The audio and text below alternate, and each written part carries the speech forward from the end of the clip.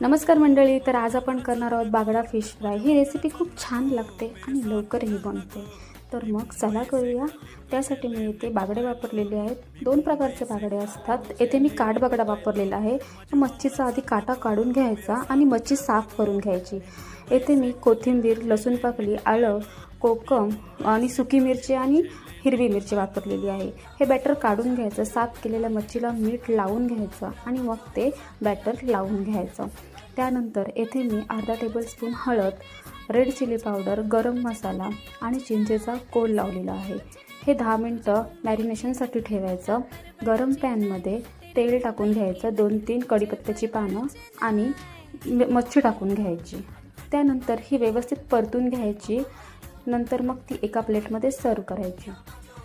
अशा छान छान रेसिपीसाठी नक्की फॉलो करा. थँक्यू.